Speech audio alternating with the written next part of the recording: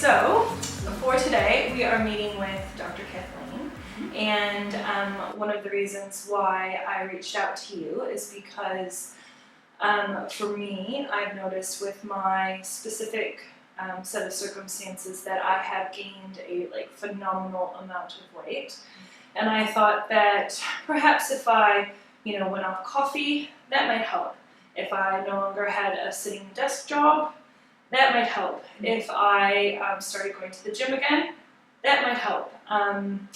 And different things that I've tried to do with my diet as well, and none of it's really been working for me. I think probably because at the end of the day I do still have PTSD, and so some of my bad habits like drinking for my flashbacks or eating poorly because I'm sad or something like that just really kind of stagnates any sort of development that I can have to move forward. So can you talk a little bit about how you got involved with doing this sort of work and maybe what you've noticed in relation to things like weight gain?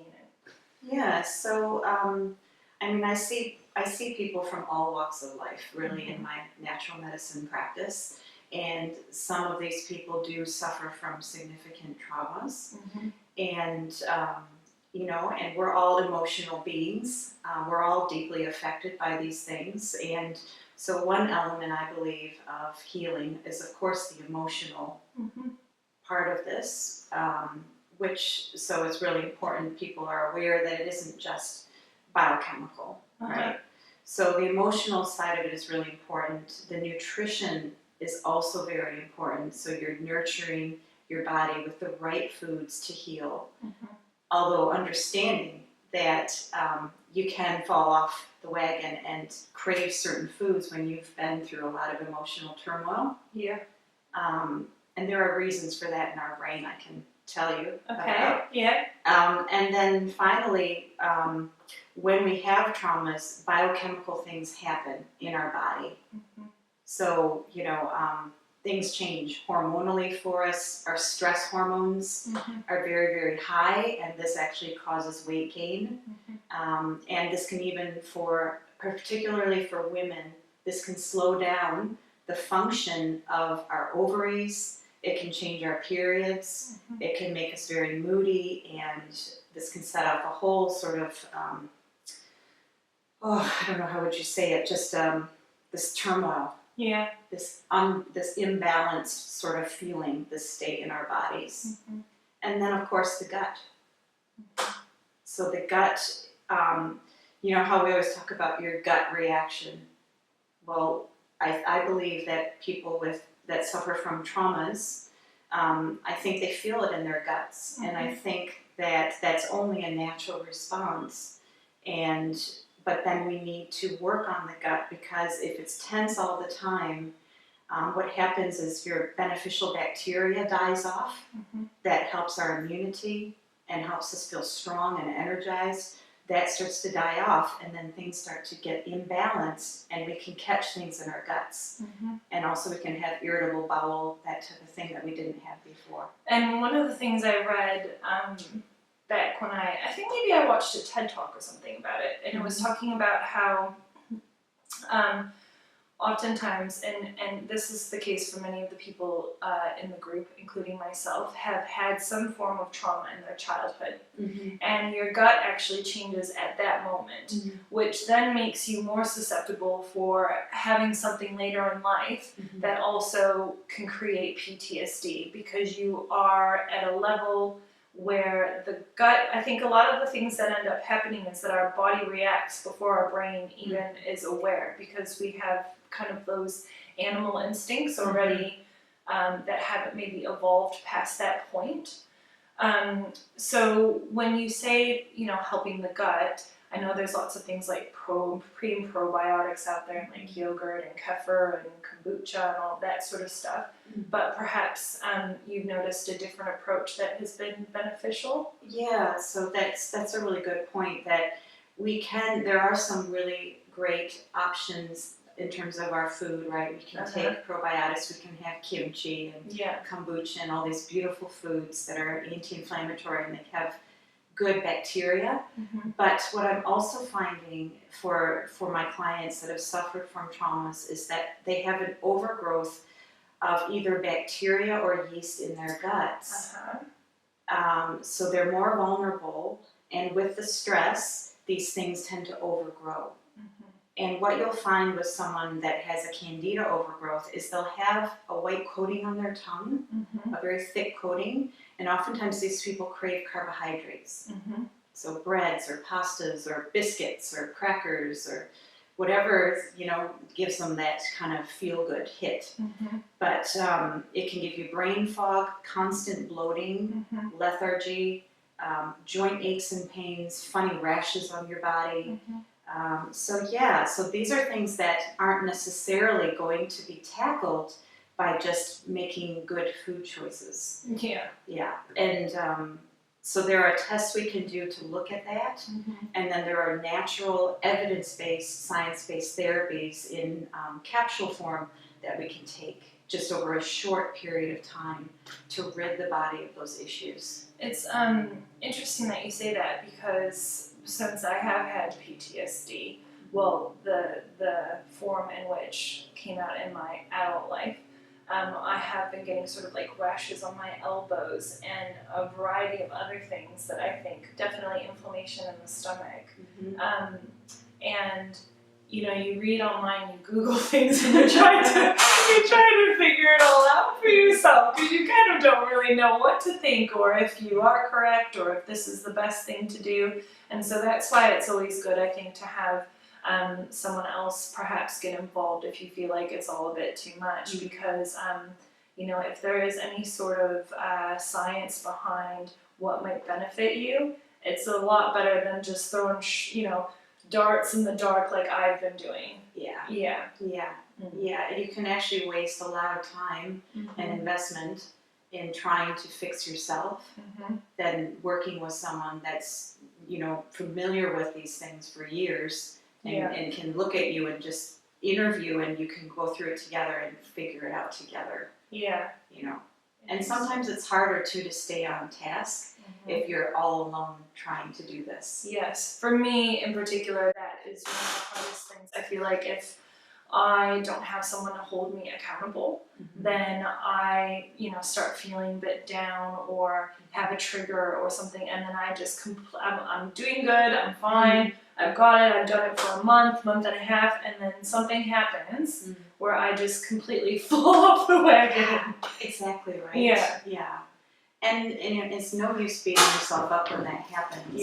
But it is good to have somebody that says to you, hey, we're going to have a follow-up in 4 weeks or in 6 weeks, and I'm going to check on how you're doing, and are you actually taking the tablets, and are you meditating 10 minutes every day, and keep that accountability is really important, and feeling like you're not alone. It's really important, I think, for people to feel supported and emotionally cared for. Because that's one of the things that actually I've put quite a bit on our website, is that you're not alone. And I guess that can be a variety of things. I mean, there are so many of us out there that are dealing with this. I mean, more people than one would probably even realize. But that, I think in the beginning for me, I did feel so alone. I felt so alone because I didn't know what to do to help myself. This condition is something that people are still figuring out. The world of science out there is still kind of like coming to grips with what exactly does go on in your brain. How can we adjust it? How can we help people? And so we're at this point now where I think it's like a real crossroads, but there is no like specific way of coping that every single person can do. That's right. Everybody has unique needs. And so even, what we're talking about today, what I offer may not be suitable for every single person. Right. You know what I mean? Some people just need to do yoga every day, and they're okay. Some people need to talk to a counselor more frequently. But if you do feel physical changes in your body, that's definitely something you need to address. Because that isn't just all up in your head. And I found personally that, and this is, of course, it depends on like who your GP is and things like that, but I had some really interesting conversations. I didn't always see the same GP at my practice, and I can remember specifically one of the women, I went in for, maybe I had hurt my eye or something like that. And for whatever reason, we were doing a weigh-in. I have no idea why. And she said, "Oh, you've put on a lot of weight in a short period of time." And I said, "Oh yeah, I've got some other things that are going on for myself. I am aware of the weight gain." And she kind of, it really broke me because she was like, "Have you thought about maybe going back to the gym?" And just when you're already judging yourself, having someone else say something like that to you, and this is what I find so often with PTSD, is that often when you're dealing with people in the real world that have no understanding, none whatsoever, of what this condition is, they don't realize how offensive they're being, and they're not doing it on purpose. But I found in the beginning that putting myself out there and trying to figure things out and repeat my story so many times to try and figure out if this person could help me, could this person help me, it was beyond frustrating. Yeah. It was beyond frustrating, and I felt completely alone and like I didn't see any way up. Like disheartening. Yeah. Like when you feel like you're going to a place where you're hoping they'll look after you, and you just you walk out feeling this low self-esteem and like lower than you did when you walked in the door. That's right. And that's why I think it's really important to do these videos and meet people like yourself so that others with this condition can understand who is out there that does get it, that cares, that wants your well-being to come through, and will be there to support you. So one of the things that we were talking about a little bit, we touched on, was the aspects that happen to your body. So in relation to others that come to our groups and our yoga course, many of them might have issues with a specific organ or chronic pain, chronic fatigue. It really could be quite a few things. Yes. So what have you noticed with your patient had some of these situations as well? So yeah, you do see a lot of chronic pain. You see low immunity. Yes. Weight gain. Thyroid-like symptoms start to come out. So hair loss, feeling like there's something in the throat, loss of hair around the outsides of the eyebrows, and also the weight gain with that, of course.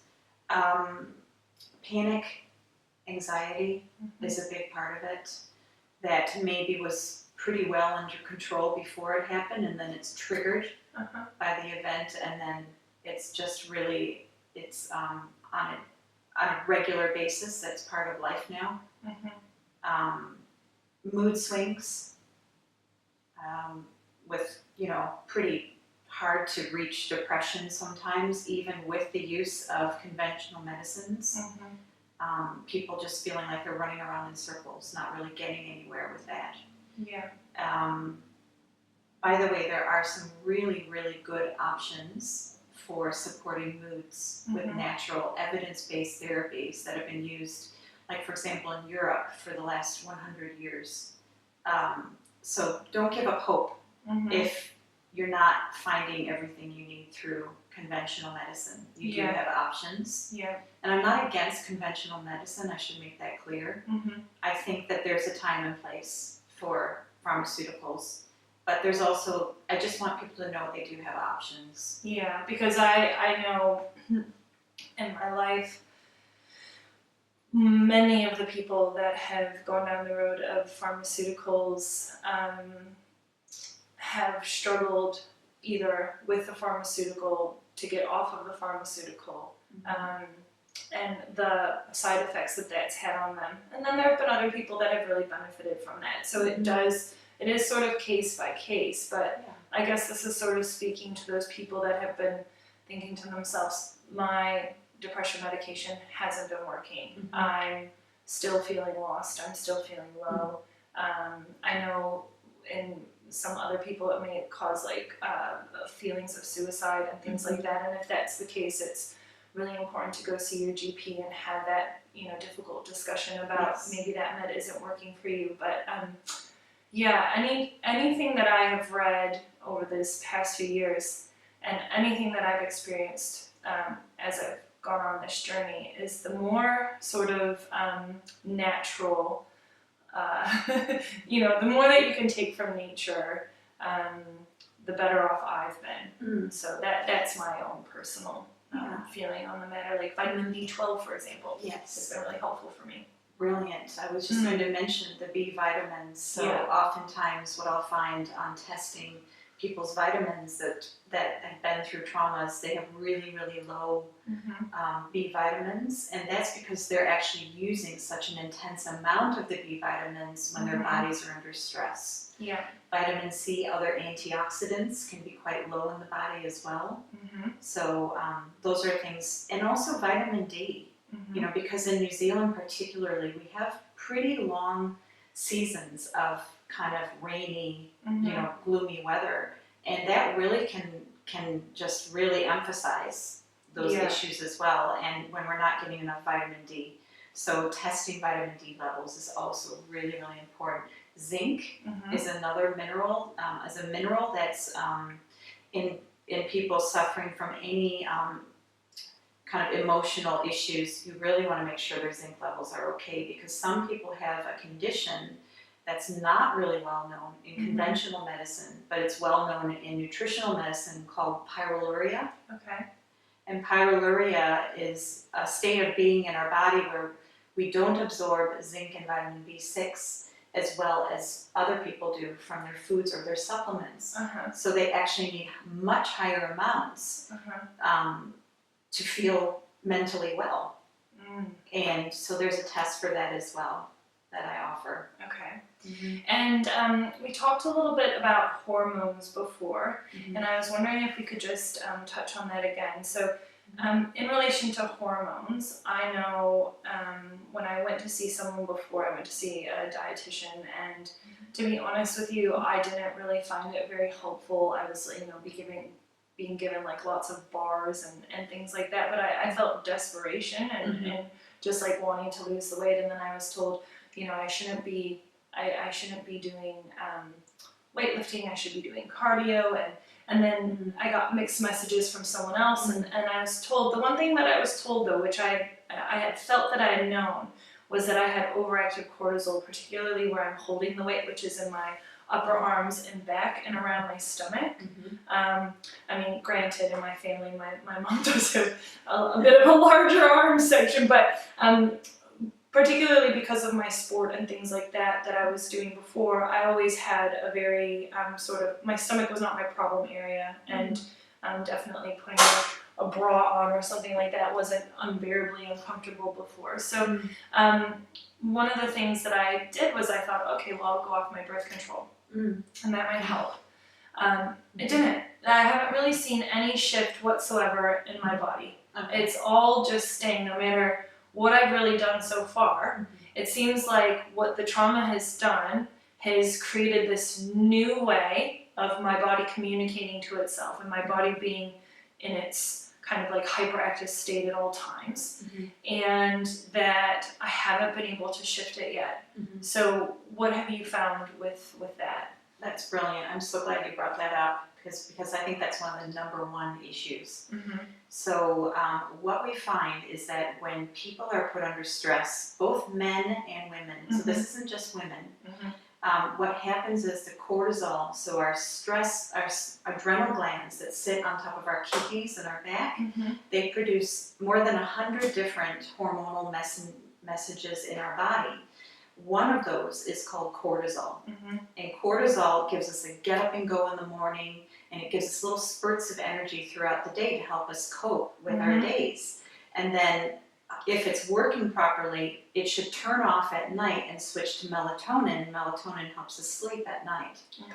But what happens when we're in a high cortisol state is it's like a fight or flight response. So we're in survival mode. We've been affected by trauma.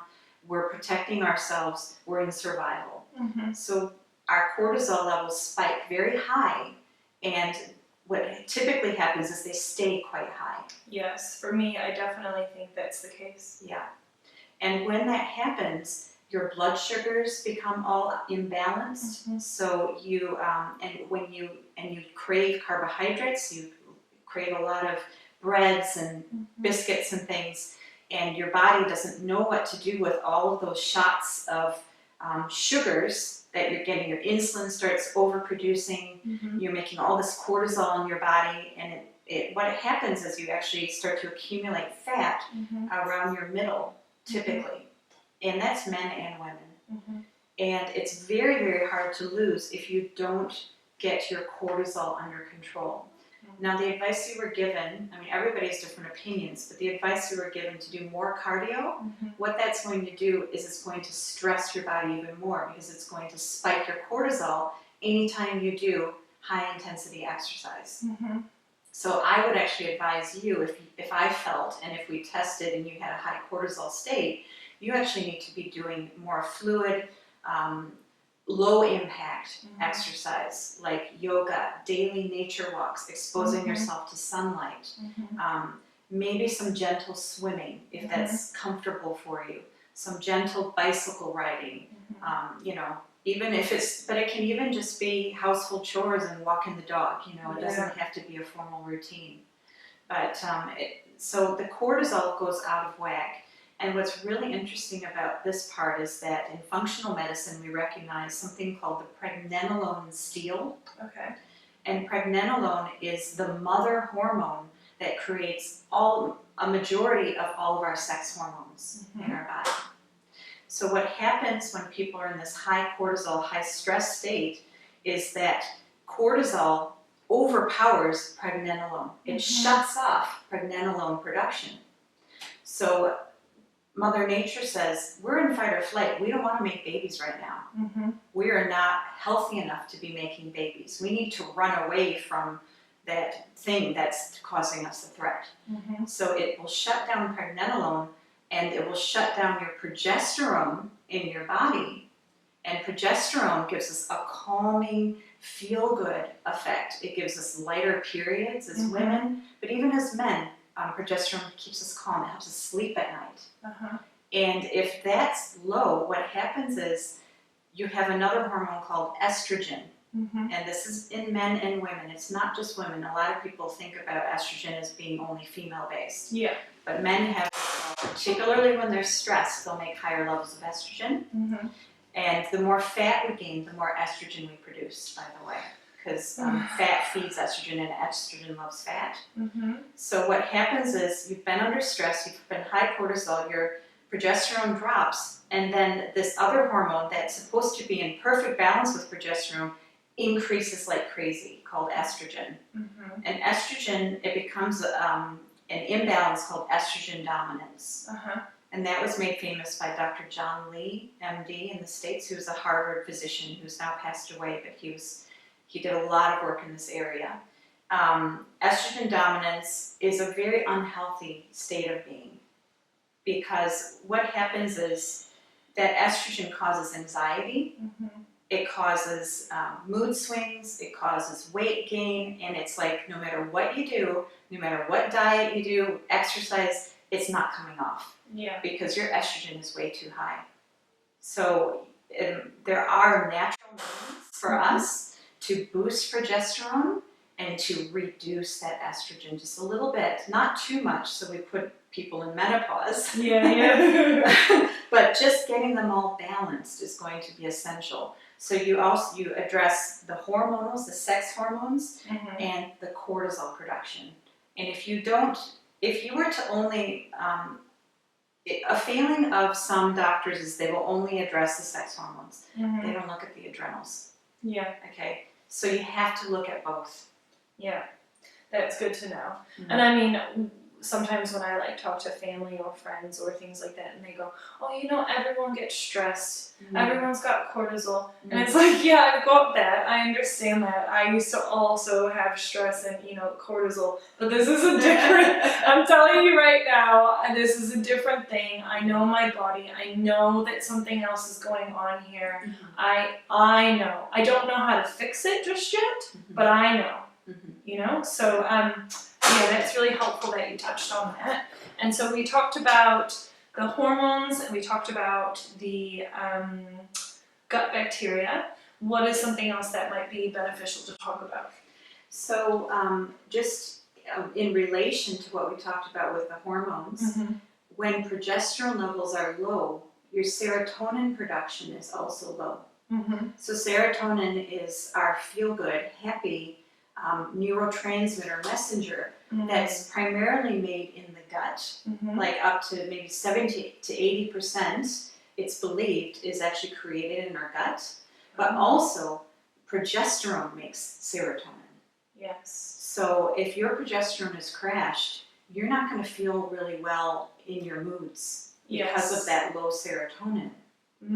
So we can also test your neurotransmitters. Now, this is not generally, I just put a disclaimer on this, this is not generally an accepted area in conventional medicine as of yet to look at neurotransmitters, but the science is actually there if you look. There will be people that say it isn't, but it is if you actually properly look into it. And we can look at your neurotransmitter function through something called an organic acids test. Organic acids are acids that come out in your urine. And those look at what's going on in your gut and everything. So it's looking at serotonin production, dopamine production, noradrenaline, adrenaline production, which also comes from your adrenal glands. And I think it's an absolutely brilliant test to look at that type of thing. A couple of years ago, if you would have told me that, I would have felt that that was maybe, it took me a long time to sort of realize how integrated the mind and the body actually are. I think at first I only acknowledged that perhaps I had this, right side of my brain, the reptilian brain, these things that had been sort of changed drastically and overrode anything that I had there previously. But the more and more I read and the more and more I look into this, there is so much evidence around the fact that your gut and your brain are essentially almost one. They're kind of talking to each other in a very they're synchronized. And I don't think I would have realized that before. I kind of just thought that my stomach was kind of for eating and digesting. And not that, because there are other studies out there about PTSD that talk about, you could have two people that see the exact same thing in my instance, and one has very good gut health, and perhaps some other ways that they have, they've not had previous trauma. Maybe the way that their brain functions is a bit different. Their amygdala might be, hippocampus. There are different elements that might be different than what the other person has. But one thing that they have found is that if the gut health has been compromised, that you are more susceptible to walking away with having been traumatized by that event. So I've sort of lost my train of thought, but that was a great point. About the urine testing. And seeing how your neurotransmitters are. I think it's pretty important it all works together. I don't think that we can look at one single thing when we look at the body, at healing the body. It's in the natural or functional medicine approach is to look at all of the underlying imbalances in the body, whether that's hormonal or that's gut or that's something else, but nutritional. But you need to work on all those elements for the body to heal itself, because we believe the body does have the power to heal itself if we give it what it needs. So it's not about just putting something to, bandage the pain. Yes, I can give you temporary things to help relieve anxiety, that type of thing. But also, I give you something to help relieve your anxiety, and then I might send you out the door with a test that you're doing that we're actually looking at those underlying issues.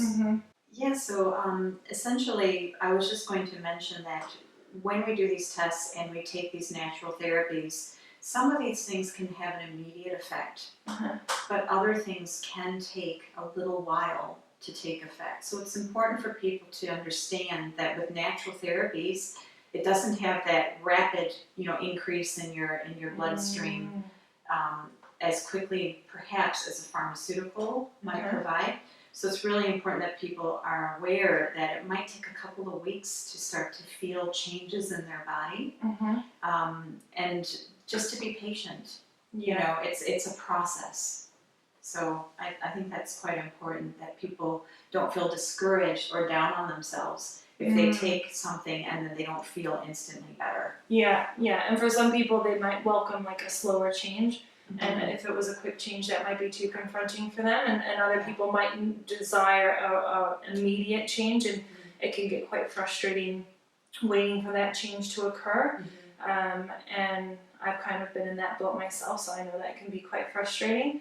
And so I was wanting to ask you a little bit about substance abuse and what that does to your body, because I definitely think that that the way that I initially was depending on alcohol was to get to sleep, because my flashbacks were so bad. And I just, every time I went to go to try and lie down and close my eyes, it was just far too much for me to bear.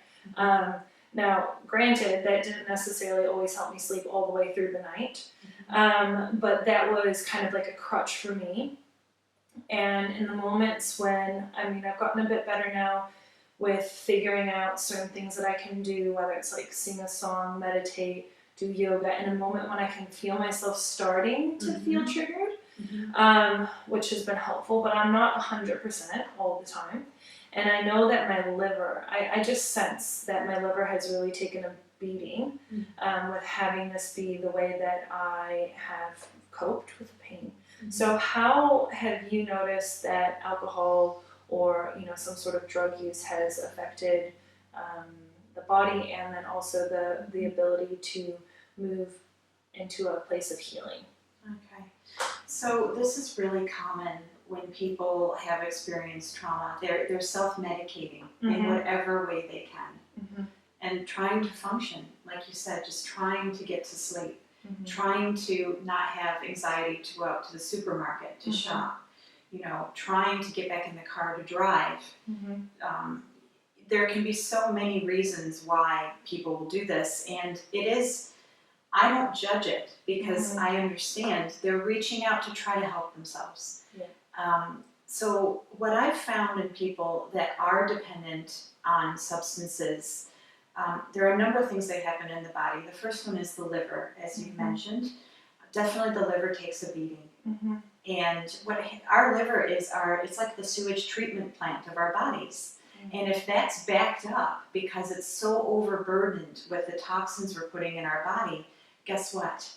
That's going to slow everything else in the body down, because we're not clearing toxins that we actually have in our body just standardly on a daily basis. So we're going to feel really lethargic, and we're not going to maybe have as frequent of bowel movements. So we're going to feel constipated or intermittent diarrhea because things aren't pushing through. And that makes you feel really moody and down. And then the other thing that I find is with the gut. It seems we're this common theme of the day, but the gut is really important. When we've had frequent use of alcohol, particularly, or drugs, so any kind of chemical element that inflames the gut.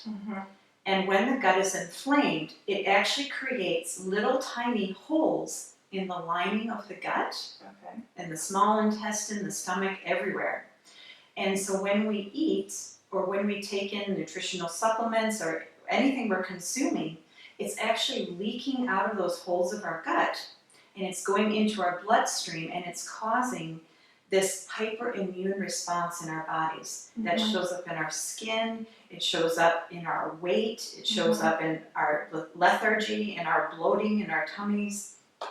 And the only way to heal a leaky gut is to stop using the substance, obviously. But how do we do that? It's tricky. when someone has been through this type of thing. So what we're doing when we're self-medicating with that type of thing, what I've discovered is it's actually dopamine. So people are self-medicating, trying to find natural ways to get dopamine, because dopamine levels are quite low usually in people with PTSD. Dopamine is a reward pleasure center. Yes. So we're trying to get rewarded. We're trying to have that, as all humans do, we seek pleasure to comfort ourselves. So, I think for me, I'm just trying to feel balanced. Yeah. And that in someone that has been that low, it is about, that actually brings them up to feeling normal. Yeah. So, so what I would do then in that circumstances, I would never just, be like, okay, you have to stop, and then that's it. I would give you dopamine, natural dopamine support. There are actual plants that produce dopamine. So I'd do that for you, and we'd actually work on that, to boost that up, and then naturally trail it back, but only over a very longer, sustained period of time. And I think for me, if I would have come to you when I kind of was perhaps using that as a means to, get to sleep or something like that, that I would have potentially been nervous about being judged, but you're not going to judge. I mean, you understand that this whole thing is much bigger than what the person is actually able to do in that specific moment. And so there's no point in beating yourself up over, going back into a habit that has worked for you in the past, or maybe you're not ready yet. I think I would probably be ready now. I'm not sure if I would need dopamine, but I definitely would have needed it before. And so that's a good thing to know. So there's supplements that you can take. Yeah, okay. There are really good, high quality supplements you can take. And that would, of course, be monitored. Yeah. And everybody's needs are unique as well. If you're, and also there could be other reasons why people are having alcohol or drugs, like maybe they can't sleep, like you said. There are some natural sleep remedies that are strong that can help, or maybe they're taking them because they feel anxious all the time. Well, what's interesting about alcohol is initially it can make you feel relaxed and calm, but then there's actually, because it plays around with your blood sugars, it's a stimulant.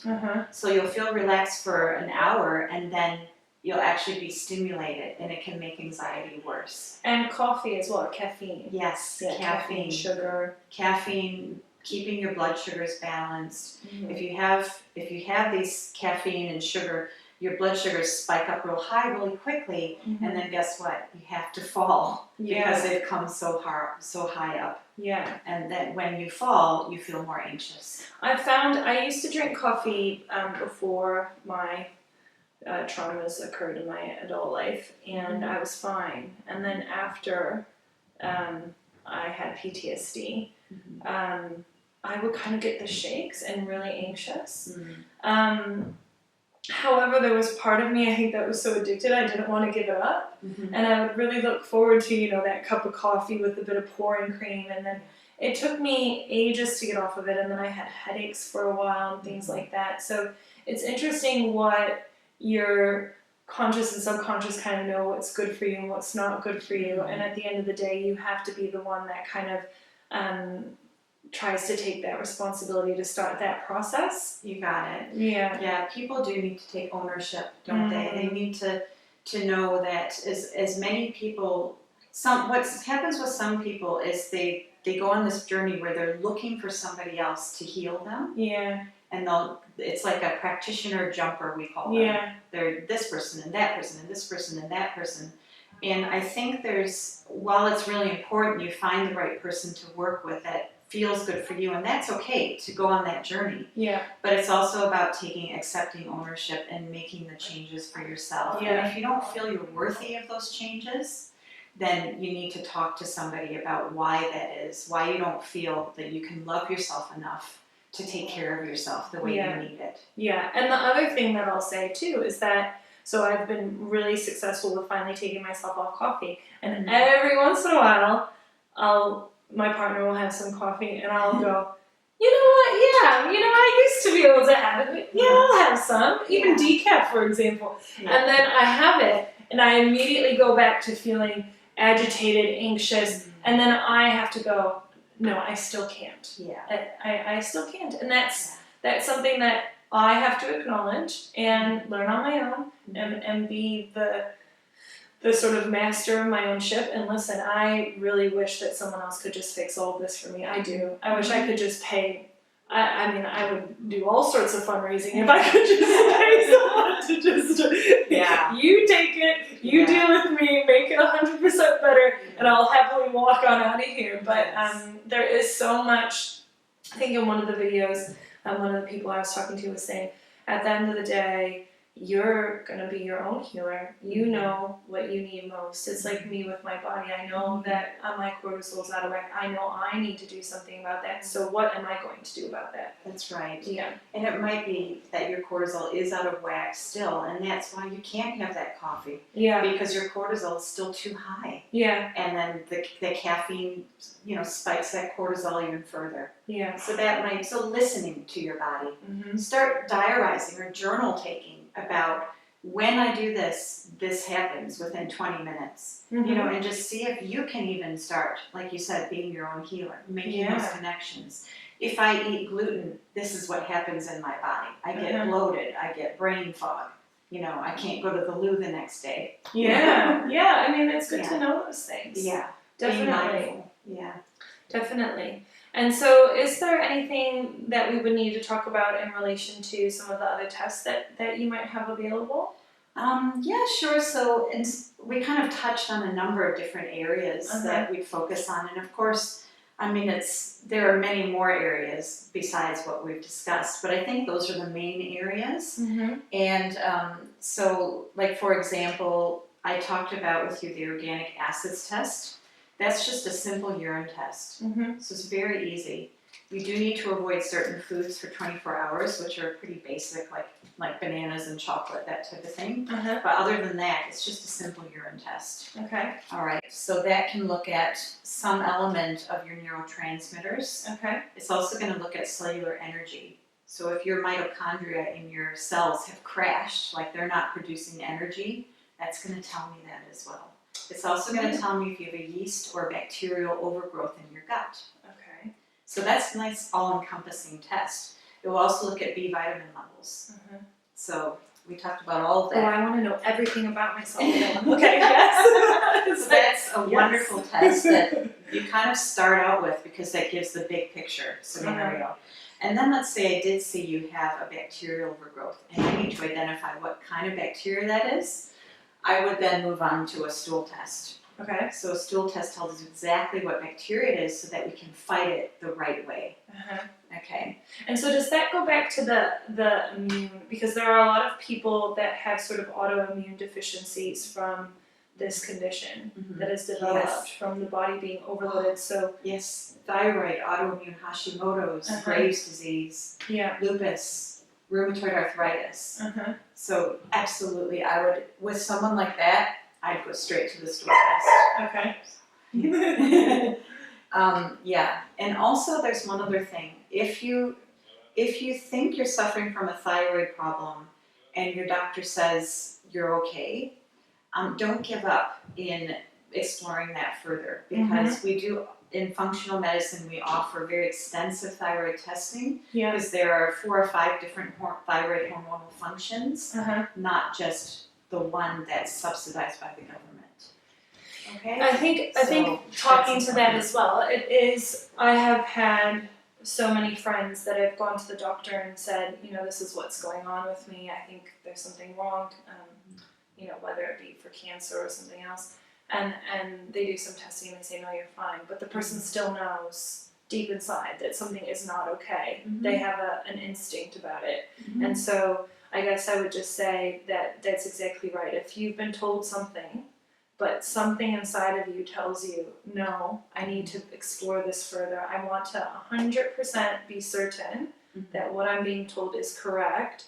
I do think exploring other options is really important because, in the US, for example, we have, kind of like women's doctors, and then we've got, doctors for all sorts of specific things. And oftentimes here we've got a GP, which is excellent, but they are very good at knowing a lot about everything and not necessarily being a specialist in one specific area. Yeah. So and that's fine. That's completely fine. It's just reminding that if you think in your heart of hearts that there's something more to explore, then definitely go explore. Oh my goodness.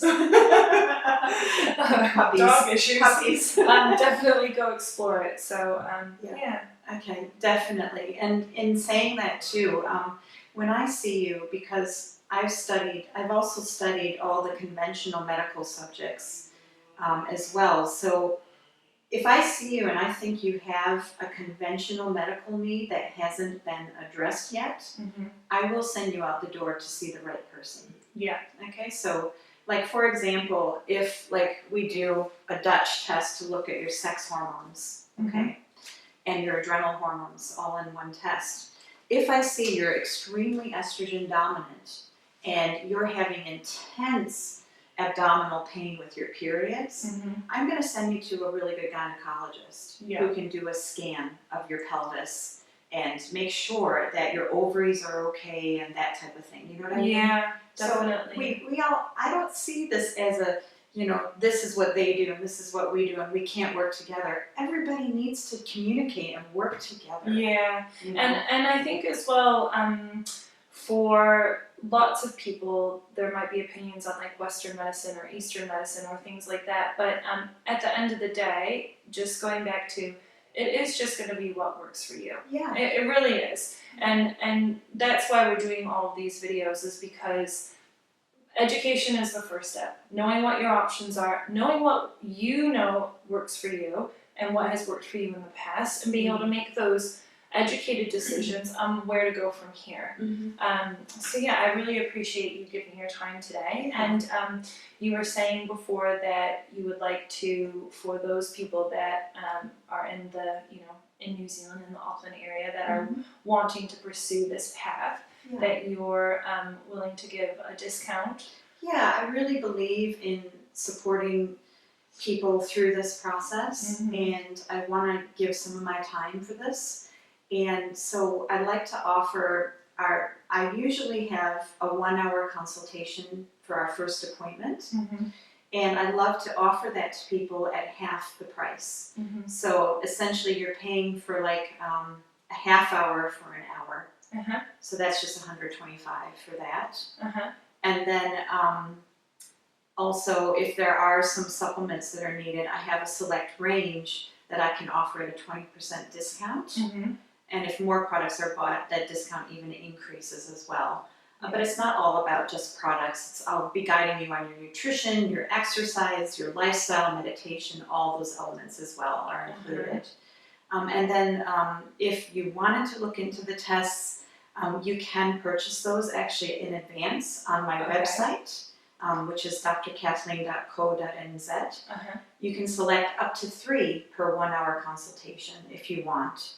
If you don't want to do that, or even if you're unsure, I can also volunteer up to 15 minutes of my time on the phone just to ring the person and talk to them about what might be suitable for them. Yeah, what options, what testing and things might work for them, so that they know before they come. Yeah, that seems fair enough. And I mean, at the end of the day, I've watched plenty of things on YouTube, and I'm not getting anything out of this other than just providing information. And for you, I mean, you're running a full-time business and you're doing this out of the kindness of your heart as well. So it's not, there's no like hidden agenda here. It just simply is wanting to help this community, because we all so desperately have needed that, and I know I have at least. So so thank you for your time today. I really appreciated it.